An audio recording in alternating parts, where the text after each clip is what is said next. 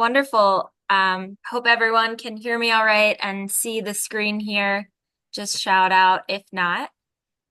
But welcome everyone to our weekly BEAD webinar series, walking through various components of the application for Connect Illinois Round 4, the BEAD program. I know we may have some new folks in the room today, given the content kind of spans both internet service providers, prospective BEAD applicants, in addition to community organizations, local governments, nonprofits. So we have a ton to cover, but we'll try and frame with some background first. And today we'll be focusing on a section of the BEAD scoring criteria called local coordination. So essentially, local governments and communities will have an opportunity to influence broadband applications by offering support to applicants that those communities feel align with their local priorities and values. So this is relevant both for the BEAD program specifically, in addition to it's just kind of a nice way to operate going forward with internet service providers and communities interacting, talking, engaging, working hand in hand to get communities connected. So this slide just is a reminder of our context. These are our weekly webinars that talk about the various components of the BEAD application. So as we get closer and closer to the application launch, we'll dive into more sort of demos of tools and application templates. So more specifically, today's objectives are twofold. One, we will provide clarity and best practices around compiling evidence of community support and financial commitment. And two, we're going to offer some helpful advice for both prospective BEAD applicants and communities to engage with each other ahead of and during the Connect Illinois Round 4 BEAD application process. So again, our audience today is also twofold. We're really talking to both prospective BEAD applicants who are looking to better understand the scoring and the processes around local coordination, and the local governments and community institutions who may be getting requests or questions from internet service providers preparing their applications. So hopefully both audiences are here today and excited to address you all together. The premise for our content today is a new guidance document that we've posted online. So this is a PDF local coordination guidance document that will look very similar to the content we covered today, but we'll make sure to send this link out so you can refer to this offline and as you go. So I'll give a quick recap of BEAD progress to date, and then we have a ton to cover in section 2, some guest speakers. So we'll really move to that section for the majority of our time today. All right, so first off, again, for those who are new, this whole topic that we're talking about is related to the BEAD program. So the Broadband Equity Access and Deployment Program, it's a federal grant program that gives funding to all states and territories to essentially connect all unserved and underserved locations to high-quality, affordable broadband internet service. So nationally, it is a $42.45 billion program. Funding goes to those who can deploy broadband service, but as you'll hear today, it is not just internet service providers who are involved, but lots of other folks as well.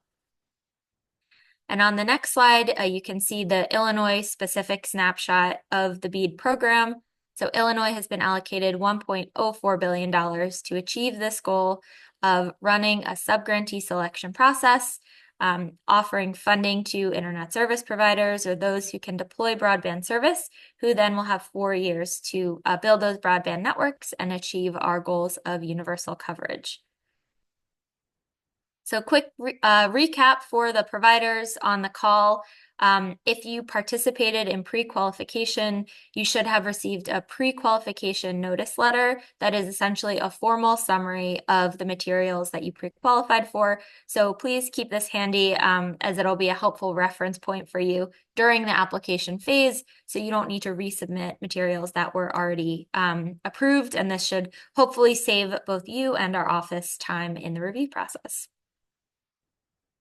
And finally, the latest news from the last couple of weeks is that we have our sort of final set of locations around the state that are eligible for the BEAD program.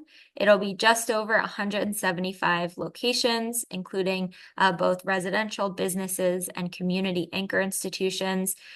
So right now we just have kind of a CSV online that lists all of the locations, but we are working hard to get out a map so you can search for a location. You can start playing around with project area units to start building up your application. And this will also be a tool that residents, communities can use to search for addresses and see where how the BEAD program may affect their community.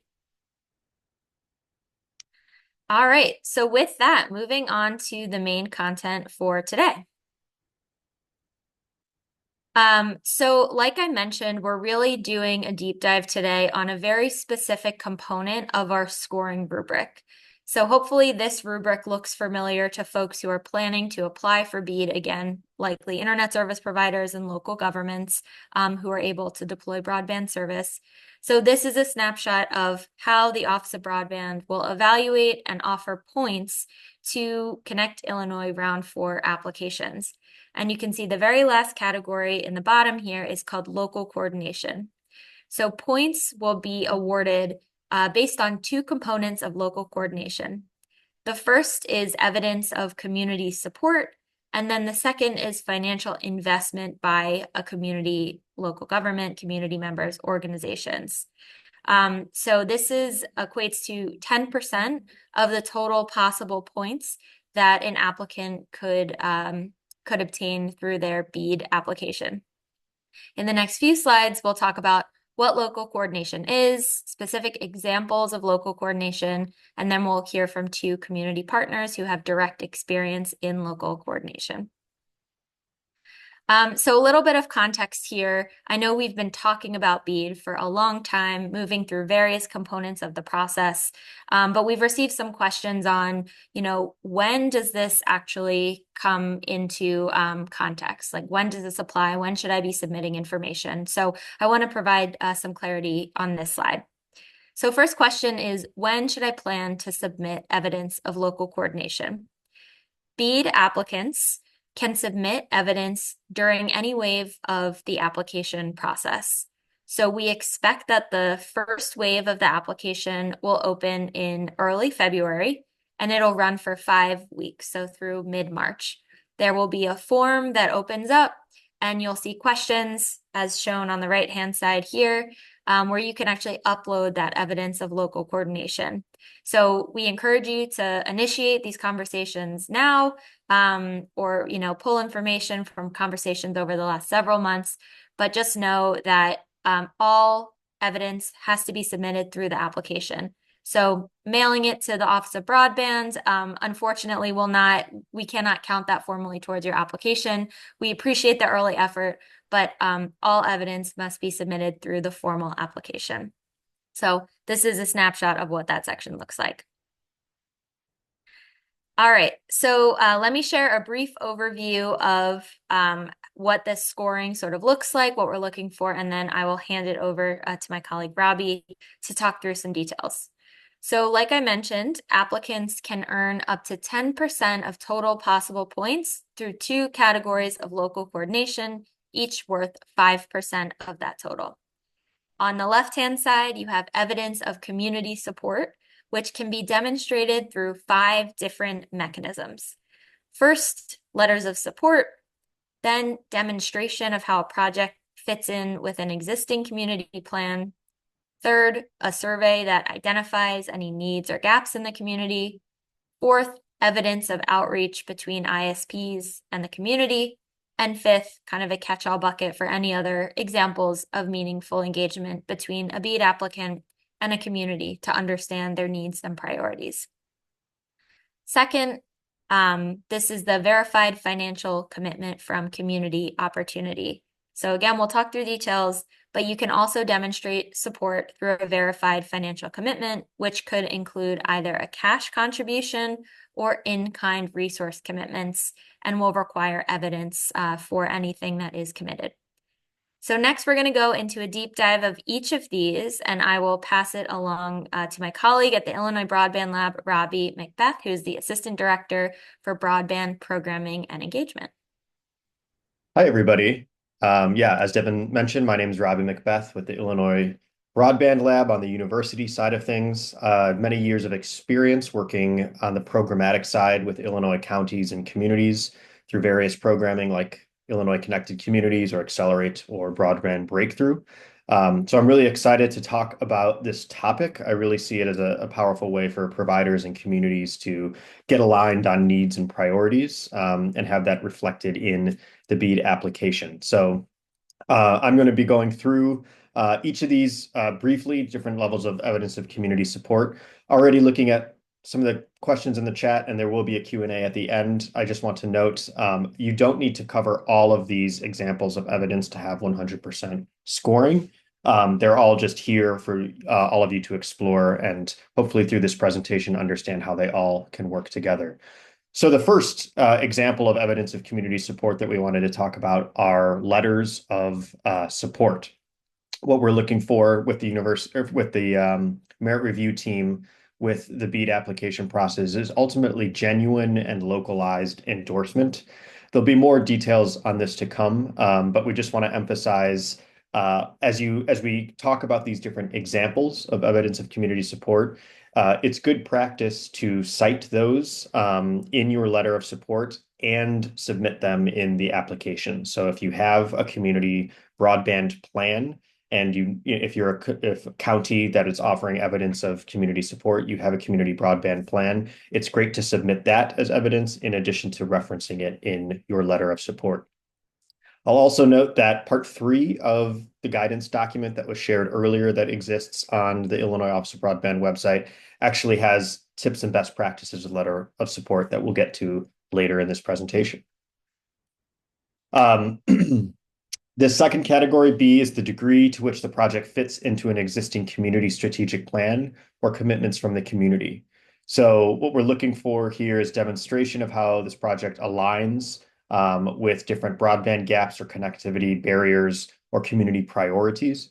So any of the counties out there that have participated in previous programming like the Broadband Breakthrough Program, they end up developing a community plan. That would be a great item to submit, as well as include in your letter of support saying, this is what we are aiming to do as a county to reach universal connectivity, or these are significant areas of our community or county that have access gaps. And the applicant or eligible entity that's submitting for these BEAD applications is aligned with that information.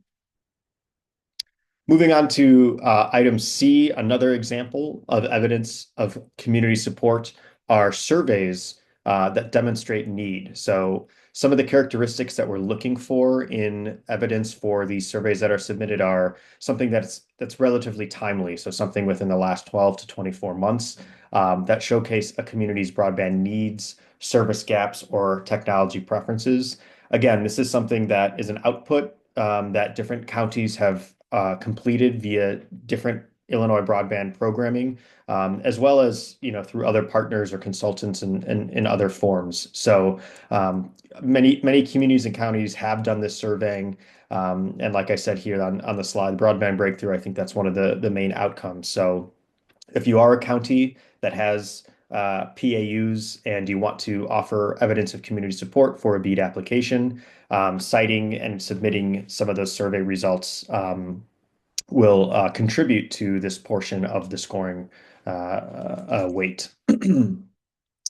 uh, D here, evidence of community outreach efforts.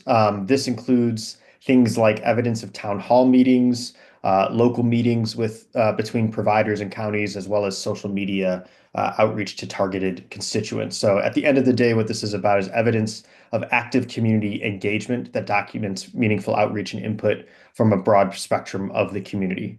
So have people, or providers met with county governments or other institutions? Are the needs of residents kind of being considered or heard in some matter?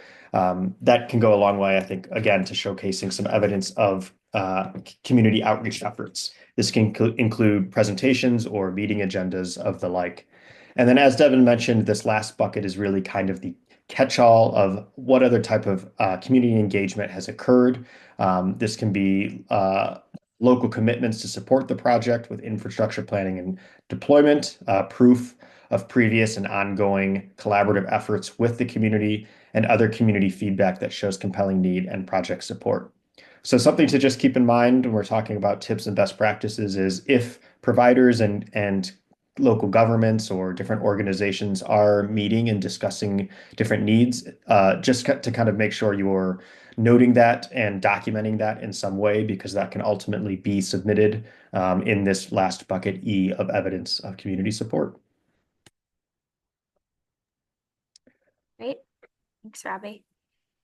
And before I dive into this slide, I just want to emphasize, we've gotten some questions from providers about, am I expected to do a survey, for example? Am I expected to build a community plan? And the answer is really no, and I'll kind of share two clarifications. So one, you are not expected to meet every single of these 5 categories. I'll talk in a moment about what would make for a really high scoring application in this local coordination bucket.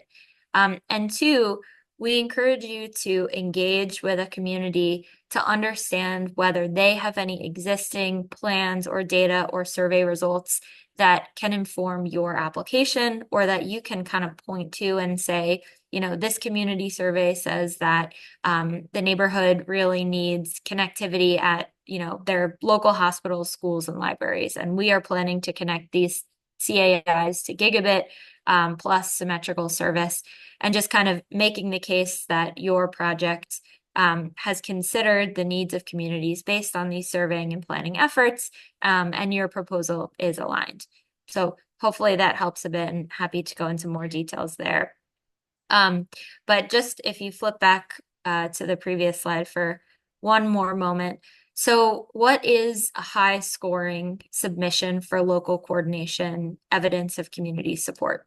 What we're really looking for are community support letters that are personalized, and they reflect a broad spectrum of stakeholders and geographic areas covered by the proposed project. So if you are covering, a large geographic area, what would be wonderful is to see representation from various geographic areas in your project, plus a variety of stakeholders. So, oftentimes folks get letters from elected officials, which is great. But what is really meaningful is, localized folks who can share their experience and sort of their support and need for this connectivity. Support letters are, usually the most common, I think, what folks are used to. So I would say that is certainly the baseline. And then if you can complement that with other examples from categories B, C, D, and E, again, with that breadth and depth of support, personalized, that'll make for a really strong section for this application. And then just for one reminder at the bottom, county governments, it is super meaningful to engage on the county government level. But that is not the restriction. So we would love to see, hospital administrators, small businesses, schools, anyone who has a stake in broadband connectivity is eligible to contribute to this section of the application. So feel free to get creative, following that principle of breadth and depth. And then second, I will walk through the second bucket here, which is verified financial commitment from the community. So there are 2 kind of sub opportunities within the verified financial commitment. The first is a real cash contribution from either the local government or other institutions in the community. This could be something like putting aside ARPA dollars, or putting aside bond funds or part of the local budget to contribute to the project. It shows buy-in from the community and their alignment with the application. If you're providing any sort of evidence of financial contribution, it's important that this is reflected in the budget, and we'll also look for evidence to support verification of that pledge. So a formal letter from the local government, for example. And then the second bucket here is in-kind resource commitments, again, from either the local government or community institutions. So this could be waived permit fees, for example, for a broadband deployment project. It could be access to dark fiber that the local government has, or rooftops or other sorts of assets that may otherwise have a financial value. So again, this should be covered in the budget, included in the budget, and provide any sort of formal documentation from the entity that is offering those access to those in-kind resources. All right, I will pass it back to Robbie to share some best practices on letters of support and then introduce our first speaker. Great, thank you. So yes, for those kind of keeping track, letters of support kind of, sort can serve as an umbrella of which a lot of the other evidence that gets submitted are included. So this is kind of, again, bucket A of evidence that can be submitted. But we wanted to provide guidance to both providers and people like community organizations or county government officials who may be submitting some of these letters of support. Um, so we really, I think what we're looking for, to echo what Devin had said, is that sort of genuine and local support with these letters. We want these to be authentic and reflective of a local community's needs. So in these letters, we just wanted to highlight here that local governments and community institutions are encouraged to determine their priorities and then engage with interested providers and asking them questions how a project might meet local needs. The outcome of these different discussions can be captured through a letter of support. And again, these letters that we're looking to be specific and demonstrate genuine, localized endorsements. After this slide, I think we're going to talk a little bit about the process that some providers and community organizations or county governments may want to go through to help inform these letters of support, different considerations they may want to take into account. But before we do that, I just wanted to quickly highlight this sample framework of a letter of support so that people can kind of visualize how this all might come together. This is all included in the guidance document under part 3 near the bottom. But you can kind of see here kind of standard language around an introduction and acknowledgement of the funding, the support for the broadband expansion, the eligible entities BEAD funding application, specifically, discussing that, and then that experience with applicant, I think, is really important, and that's where your different pieces of evidence of community support can kind of slide in. So you can say we've met with this provider, we have this outline of this plan. We maybe have done this surveying, and we can kind of give our support to this applicant to recognize their BEAD application meets our shared vision for connectivity needs in our community. Um, so without further ado, I wanted to now move on to a guest speaker to show an example of some really strong community support and engagement with providers and experience. So I'd like to introduce, and I hope I'm pronouncing your name correctly, Callie McGinnis. Is that Kaylee It's McGinnis? Kaylee. It It's is Kaylee. Kaylee. Okay, thank you. Thank you for that correction. Kaylee McGinnis from Massac County, who participated in the Broadband Breakthrough, to share about her experience. Thanks. Thank you, Robbie. And hi again, Devin. Devin and I spent a lot of time together during the broadband breakthrough. And I just want to say, broadband breakthrough was the best thing our county has ever participated in together. We had 20 of some of the most influential people in the whole community coming together to go to camp, essentially, almost around broadband. And we learned so much. And, used to being a very rural community, being about 15,000 residents, with a lot of farms, a lot of open space. We just kind of hoped and prayed, like, whenever a provider feels it's economically beneficial for them to come into the community, we'll just be passively sitting here waiting for that to happen. But we became empowered. We know that through broadband breakthrough that we have, we want to have a partnership, that we have a voice in the matter, and we don't want to just sit idly by. We want to work with ISPs closely. And, we both need each other. And it can be, and so far after Broadband Breakthrough, we have had a really great experience with providers. So I hope through some of the slides I'm going to share today about the survey and, our experience so far, that can help guide people as they go through this process with Connect Illinois and BEAD and everything. So if you want to go to the next slide. So here is what we started with our survey and, or with our community plan, actually. So our community plan is something we did at the very end of Broadband Breakthrough. I think that was about how long did we work on broadband breakthrough, Devin? About 6 months? Was it about 6 months? At least a few, yeah.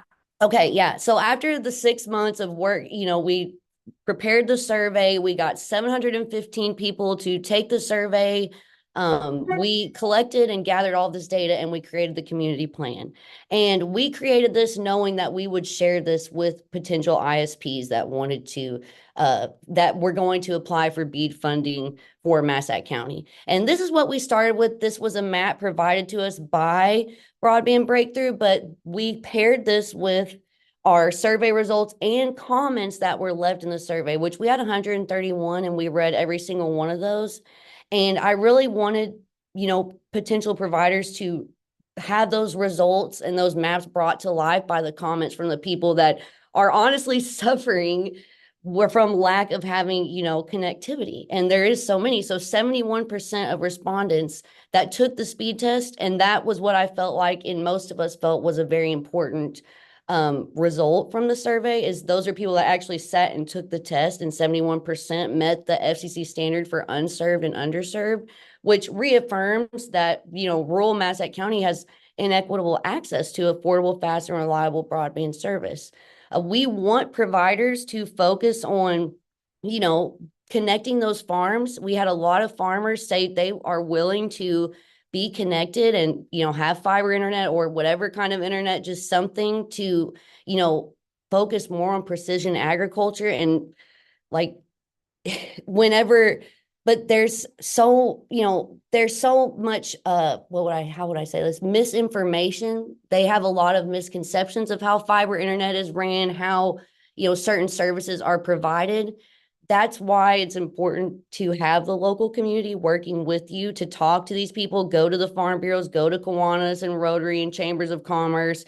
We will work with you, and we have worked with the providers that have been interested in working with Massac County. We have went together to meetings and talked with the community, and we, like I said, want to be an active partner in deploying broadband. You can go to the next slide.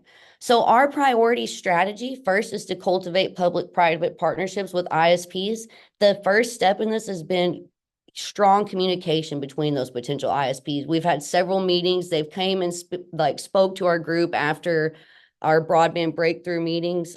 They would come and talk, and we want to see a map. We want to see where you're already deployed at, where you want to deploy at, what you're interested in doing, and having, staying in constant communication is very important, because we've had some that have expressed interest and then don't get back. We're not getting clear information, clear documentation. And then we have step two, which we have already done this. I'm excited to say we just passed the ordinance and everything to create the Massac County Broadband Grant Program. We have created our own funding, because since BEAD won't cover everything, and since BEAD does not cover every single part of Massac County, there are still target areas that we want to focus on, and we want to, provide a financial incentive in that way. So we've created that. That will go into effect next year, sometime between, I think, March and, how the government is, March and August. So kind of a really long stretch of time there, but it is coming. And then our step three, which we're working on now, is our letters of support. We have a small army of people ready to write letters of support for ISPs, which we learned about through Broadband Breakthrough. One county we learned about during the process was, that they had 100 letters of support generated for a single provider. And we are very competitive. We wanted to have something similar. So if you think about 18 very influential elected officials, business owners, superintendents of schools, that's a web between each of those, and more people they can each reach to get letters of support. So that we are working on that now for a specific provider. And then after that, it's hurry up and wait. We just hurry up and wait for deployment to happen. You can go to the next slide. And again, this is an example of the slide we've shared with, our providers, that while we were going through the process of determining who we would write letters of support for, we think it's important that you hear from the people. So if you are working with a community that is going through broadband breakthrough, make sure that you look at the comments and you see what people are saying, and get that data that they took from the survey, because that was so important. Our key survey findings, we had 750 people taking the survey, which was huge for us because people don't take surveys here. We really got out there. We were on local news networks. I mean, we were on Facebook and everything else, and we got out there and offered actually we created a monetary incentive for people to take the survey. We offered $1,000 in gift cards. So that probably helped too. And that is one way to go about it. But, another important result was we had 20 to 40% of respondents that took the survey in homes, businesses, and farms. They reported they had no local internet connection or service provided at their address. This will become important in a moment since every respondent had a geocode. Which we can actually go to that if you don't mind. Here's our target areas that we use this map and some of the data from this map to kind of narrow down where we wanted to focus on. We had BEAD eligible areas are already important, right? And that's already, you can find that on the FCC website and BEAD's website, but we had target areas that had no access, unserved and underserved, agriculture areas, and areas not under RDOF enforceable commitments. So then in the next slide, if you want to, we created our own map of, locally relevant broadband data to help guide these conversations with ISPs and to kind of hone in on our target areas. We worked very hard on making this. I know the hexagons are kind of falling out of line and everything, but we did our best. But all of the black dots are people that took the survey.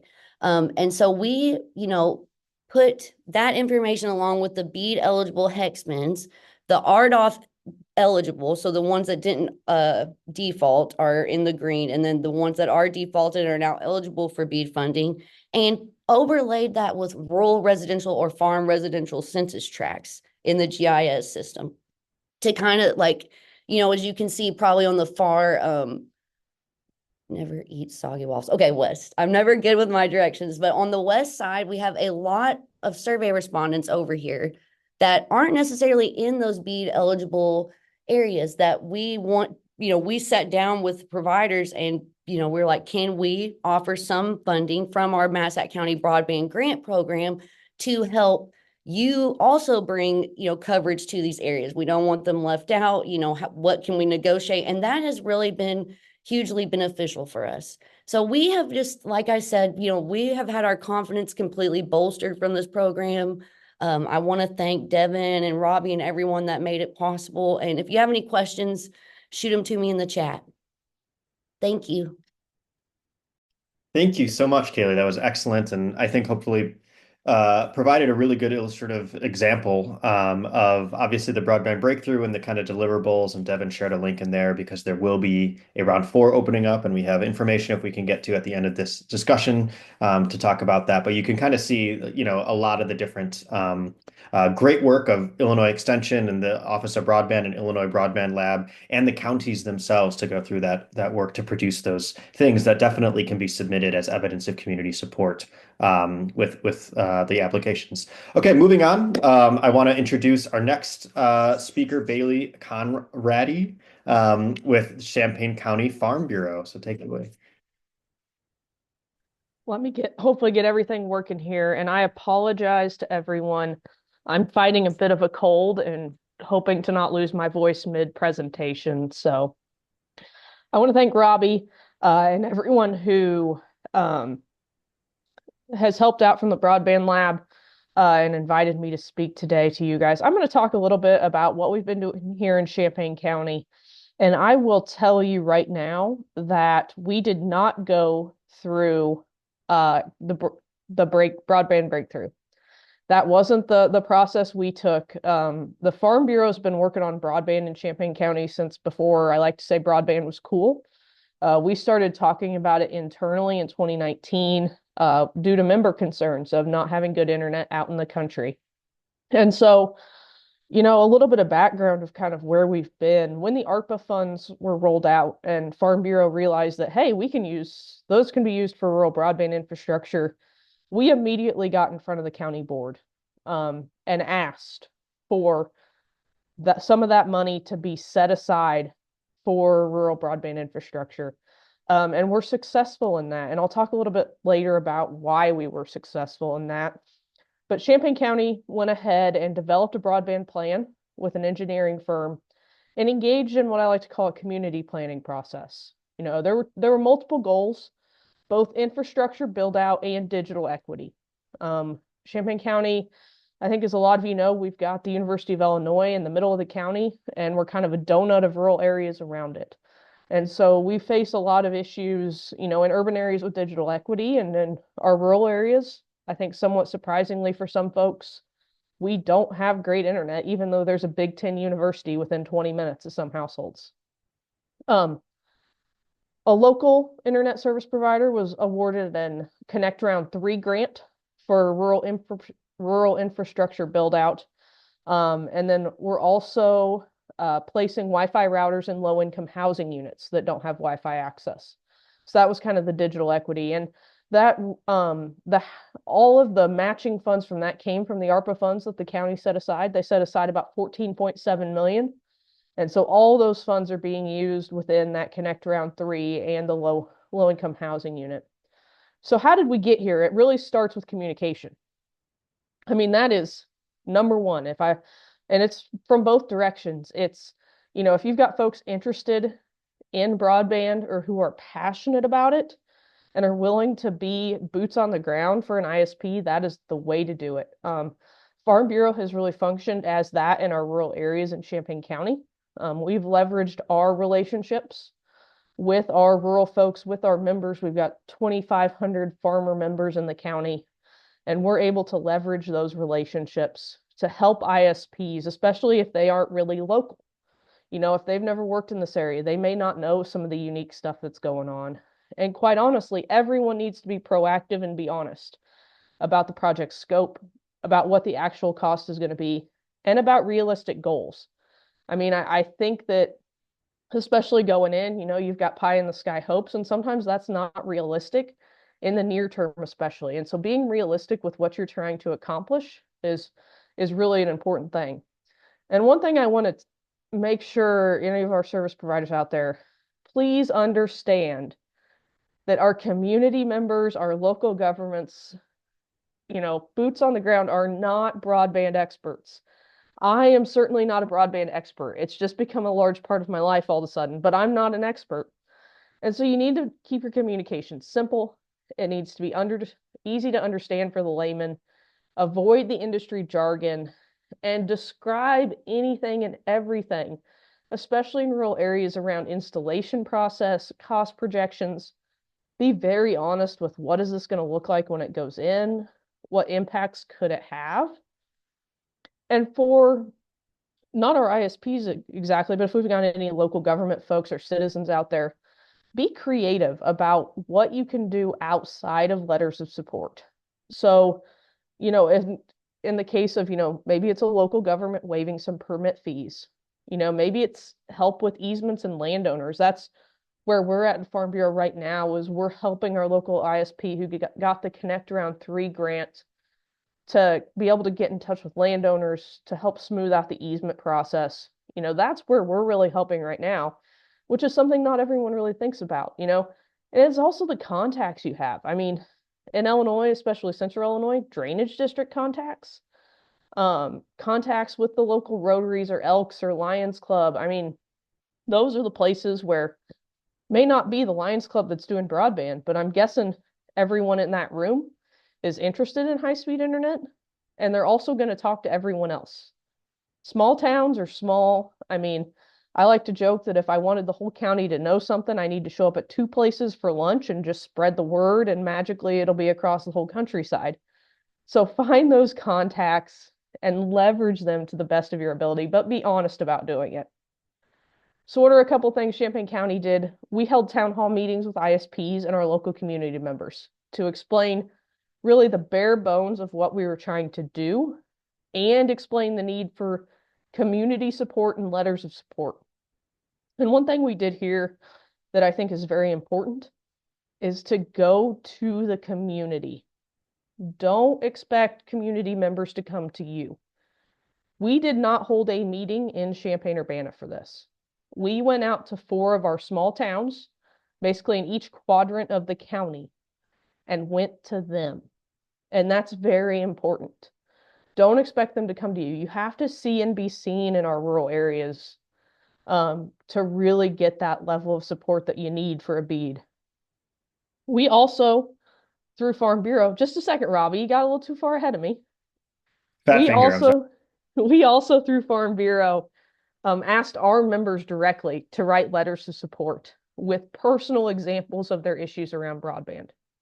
And I'll tell you, the reason we were able to get in front of the county board so fast is because we had our members do this to the county board as well. We had our members write, incredibly touching letters of support to the county board when it came to getting ARPA funds.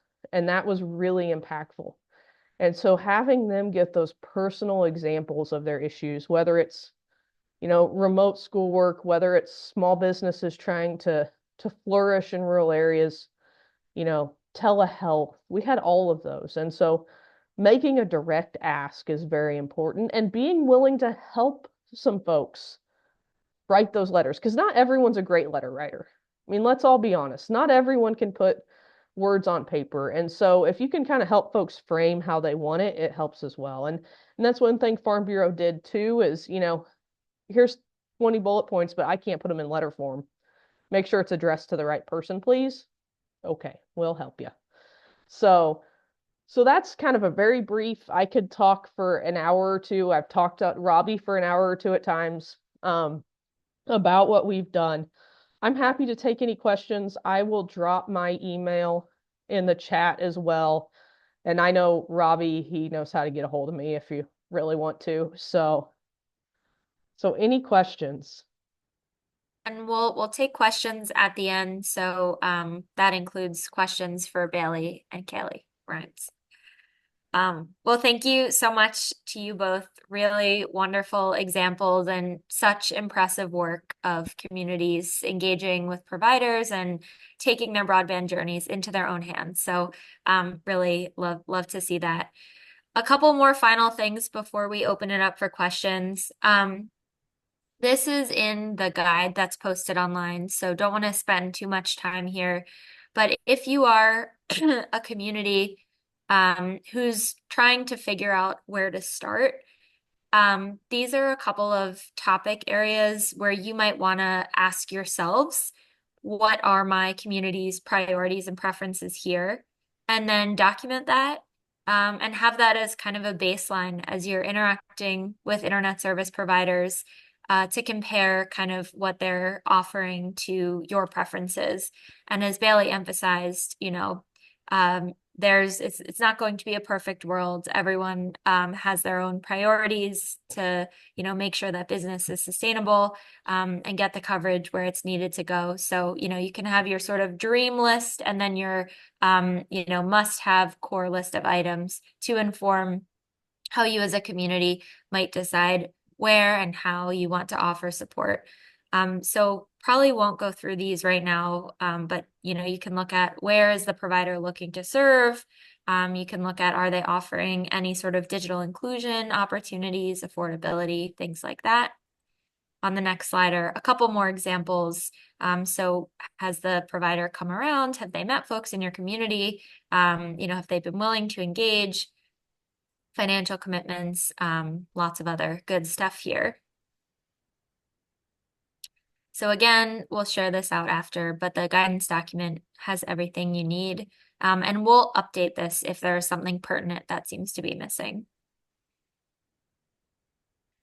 Great, some helpful links here. And then if we go to the next slide, I would love to have Robbie give a quick pitch for broadband breakthrough. This is for county governments who might be on the line and looking to get organized. And then we'll go into questions. Thank you. Yes, I'll be brief. So it's come up a few times, this broadband breakthrough program. The reason I think we're really highlighting it is because we have a new cohort starting in February and the application window. I'm not even sure if it's open right now, but I know it will be through January. So I'll have some brief descriptions about that. I wanted to make this announcement for both providers and interested counties because I think providers, you're sort of tuning into the message that it really helps when you have counties that have the experienced, like Haley had, where they can kind of identify areas and kind of meet with you and just kind of get people more acquainted and familiar with broadband terminology to make for strong partners. So even if you are a provider, you're welcome. If you know that you serve in a particular county or area that would be a good candidate for the Broadband Breakthrough Program, feel free to send them the information that's in here and say, hey, we want to make sure you're aware of this great program. So just a really brief overview of the program activities, but I think Kaylee's presentation kind of outlined, the value and the deliverables that come. So again, this information will be in the follow-up slides about how to apply. And I just want to note there is a one-pager. There are slides from a informational webinar we delivered on December 9th. So that recording and application information is available. And then if you're curious about which counties have participated, how this program came about, we recommend going to the Benton Institute. They're an organization in Illinois that does different programming. They have a whole kind of breakdown and summary of the program and what to expect in February. Wonderful. So I know that was a lot, but hopefully informative. And now we will shift over to questions. So I'll start with the chat, but please keep them coming and we'll get down to the bottom. All right. So we have a question about aligning services with local economic development plans. For many areas, no such plans exist. Do you have any guidance on how to approach this situation? I'll give an answer, and then Robbie, or Kaylee or Bailey, if you wanted to jump in with any advice, I will welcome your contributions. So first I'll say not all of those A through E items are required.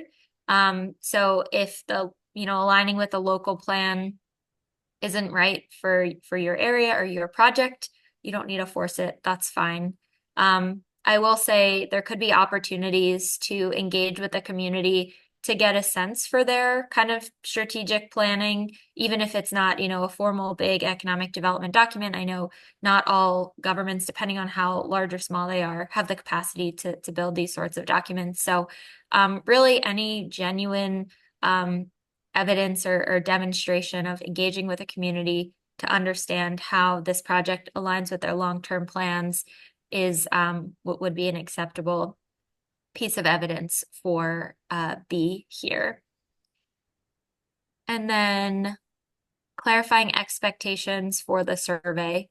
The goal for the survey is to understand community needs, broadband gaps, specific challenges that community is facing. And so this is a survey that a community may have already done. Perhaps this is something that a provider wants to do themselves. Again, it's not required. We're looking at kind of the full compilation of all evidence provided. In terms of, the size of the survey, I think a significant size that, allows us to learn something about a broad swath of the population in the area. 5 people probably won't do it. Something like 50 to 100 people might. So again, we'll look to you for your judgment on what is a meaningful survey and the sorts of results you can pull out of that and link to a project. And if any of my speakers today want to jump in, I'll pause for a quick second. Okay. Are there minimum expectations for local contributions, cash or in kind?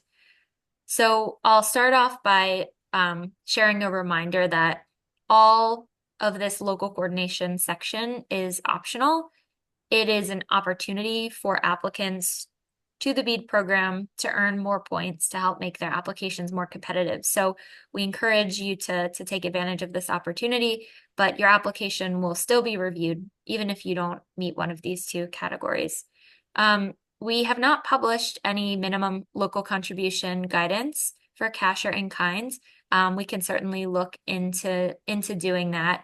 We would likely evaluate it as a percentage of the overall project cost. and cash financial contribution will likely hold more weight than in-kind contributions.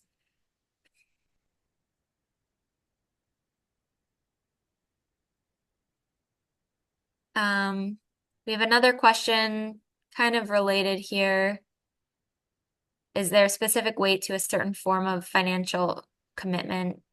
Yeah, same answer here. A financial contribution is probably the sort of top opportunity to earn points here, but a really meaningful and expansive in-kind contribution can also go a long way.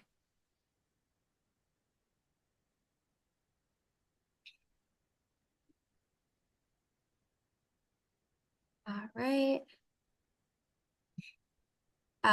When will the finalized NOFO be available? Will there be an application guide at some point? So the BEAD NOFO is available right now on our website. Happy to drop the link into the chat. It likely won't change. We just can't mark it as final until we are ready to open the application process. The application guidebook will be an extensive guidebook, kind of providing information on every single question that we'll ask, every template. And that will be published in early January along with our final BEAD eligibility map.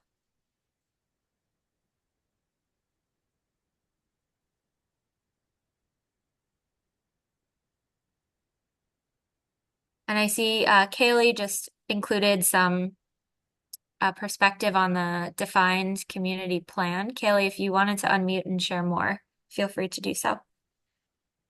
I just put it in the chat in case any, somebody wanted to copy it. But, we are one of the counties that didn't have an economic development plan. We don't even have an economic developer still. That is probably going to change soon. But, most rural areas will probably feel the same way we do and did. We lost our largest employer in 2016. There's not a ton of industry in rural areas aside, like ours, the size of ours, I will say.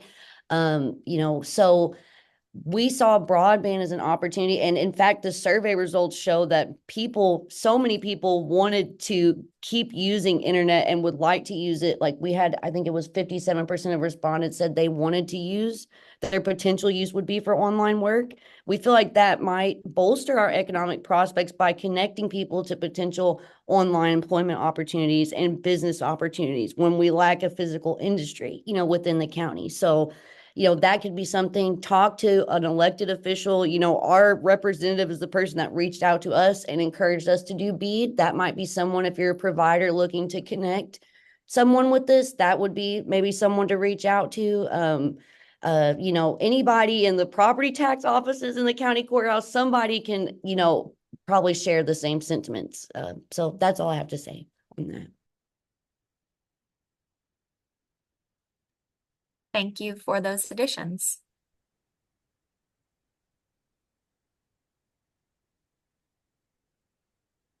All right, any final questions here? We'll give it a few more seconds.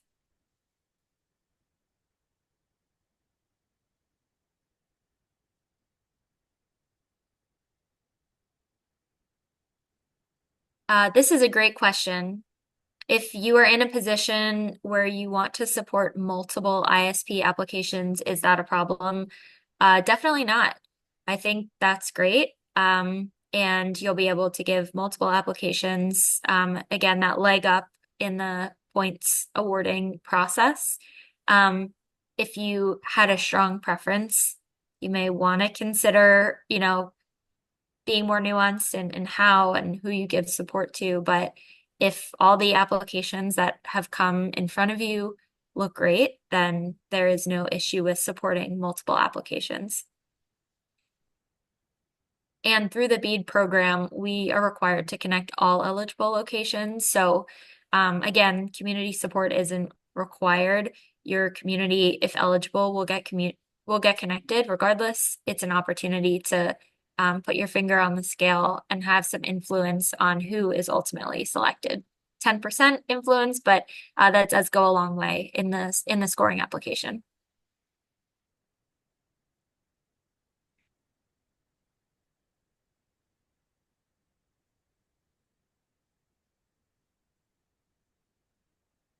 All right. Any final questions?